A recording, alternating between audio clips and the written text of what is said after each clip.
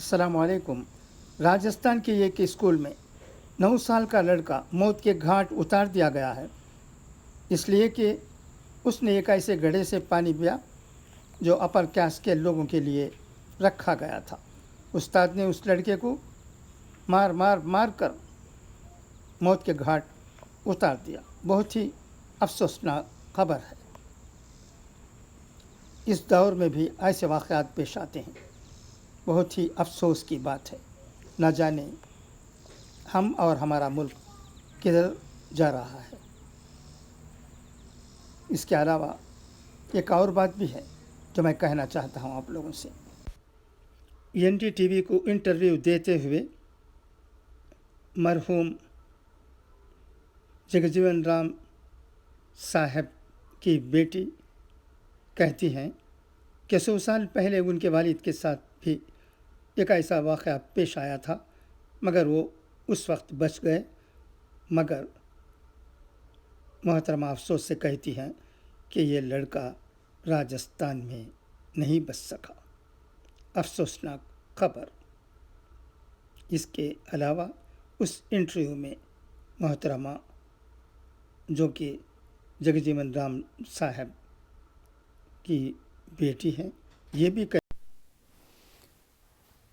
मोहतरमा मीरा कुमार ये भी कहती हैं कि उनके पिताजी को उम्मीद थी कि ये जाति व्यवस्था ख़त्म हो जाएगी, मगर ऐसा नहीं हुआ। हमेशा शेड्यूल कास्ट को मुसीबतें झेलनी पड़ती हैं, इंसल्ट सुनना पड़ता है। वो वाक़या बयान करती हैं। एक बार उनके वालिद, जबकि वो डिप्टी प्राइम मिनिस्टर थे 1978 में, तब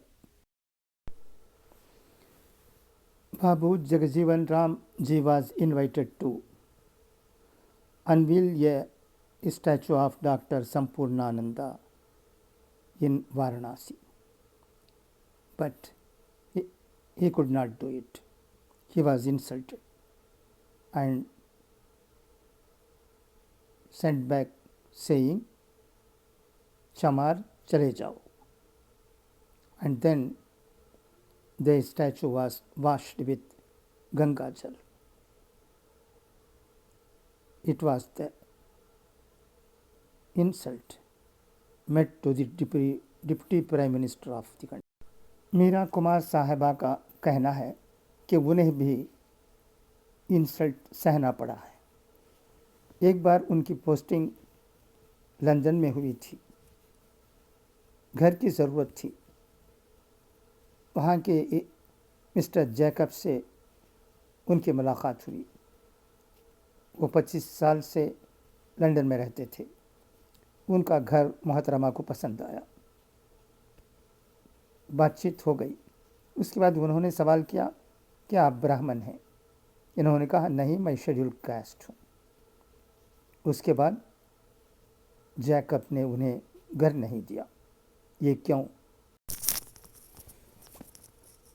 मोहतरमा मीरा कुमार को ये भी शिकायत है, और हाँ, जायज़ शिकायत, कि उनके वालिद साहब का जब भी नाम लेते हैं तो दलित लीडर कहते हुए लेते हैं।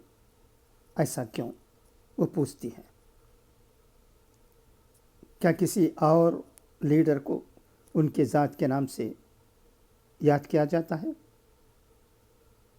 तो इस तरह के भेदभाव की वजह से हिंदुस्तान में रहने वाले हम लोगों का इमेज फॉरेन में ख़राब होता है। अब बड़ा सवाल ये है कि इस जाति व्यवस्था को किस तरह ख़त्म किया जाए, हमेशा के लिए दफन किया जाए। क्या इसके लिए तमाम सियासी पार्टियों को एक होकर आवाज़ बुलंद करने की ज़रूरत नहीं है?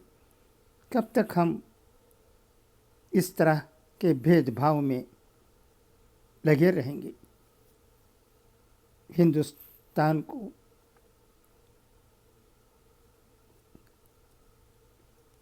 بھید بھاؤ سے بچانے کے لیے کیا کرنا چاہیے، اس پر تمام لوگوں کو سوچنے کی ضرورت ہے۔